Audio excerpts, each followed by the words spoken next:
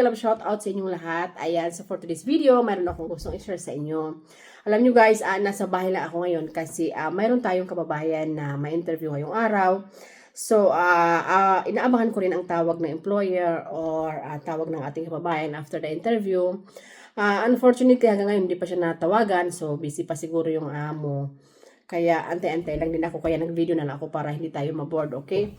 So, mayroon lang akong gustong i-share sa inyo kasi mayroon tayong isang kababayan na nag-message sa akin, guys. Maganda rin ito kasi para alam ninyong lahat, alam nating lahat at lalo na mga sa mga papunta pa lamang. By the way, sa bago dito sa aking channel, my name is Lisa. I'm from Philippines. I'm currently working and living in Romania.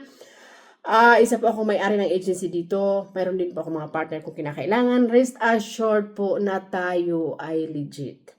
Alam nyo guys, siguro kami lang yung agency na very responsive. Pero hindi yan ibig sabihin na kada message talaga ninyo makakapag-reply kami, okay? Pero rest assured, pag mga importanteng bagay, talagang nire-replyan namin kayo. Pero pag the same question na lang everyday, medyo nagsasawa din kami. Okay? Lalo na ako. So, ayan. So, mayroon tayong isang kababayan nag-message siya sa akin. Kasi, mayroon daw silang kaibigan, kilala.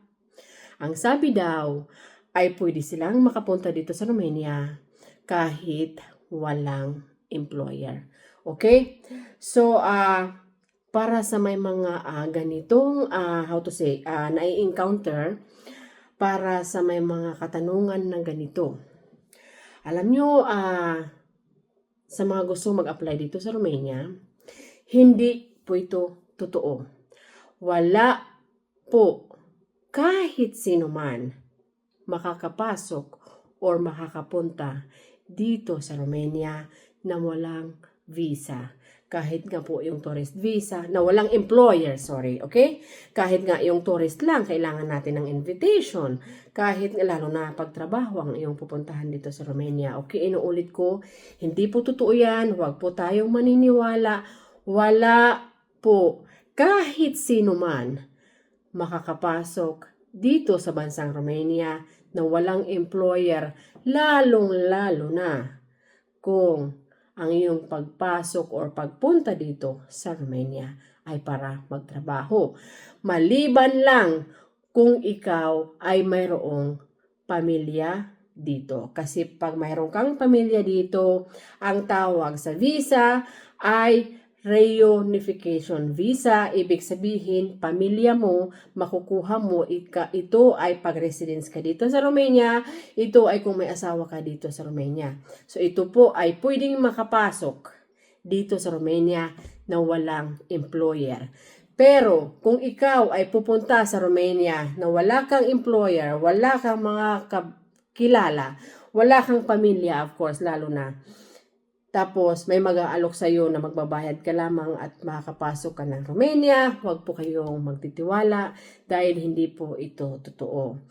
Ito po siguro ang masasabi natin na talagang scam. Correct me if I'm wrong, pero inuulit ko, sa amin, wala sino man. Hindi namin yan ginagawa. Kaya nga ang iba, shout out sa mga nag-aantay ng interview. Shout out sa mga hindi pa nasiselect. Talagang hindi natin maiwasan yan guys na hindi pa tayo napupusuan. Pero ang masasabi ko lang sa inyo, kung talagang interesado kayo na makapunta dito sa Romania, wag na wag talaga kayong susuko. Okay? Kasi normal talaga yan na mayroong isang araw lang nagbigay ng CV na select agad, mayroong after a week, after a month, ganun, mayroon naman din few months. Natural talaga yan. Basta, kung talaga kayo po ay decided na pumunta dito sa Romania, ang advice ko lang guys, wag na wag kayong susuko. Okay? So, sana po makatulong. Inuulit ko, hindi po totoo na makakapasok dito sa Romania kung walang visa. Maliban lang kung kayo ay mayroong mga kapamilya dito na pwedeng mag-send sa inyo or pwedeng mag-invite sa inyo, pwede sa inyo magbigay ng reunification visa para makapasok dito sa Romania. Bye!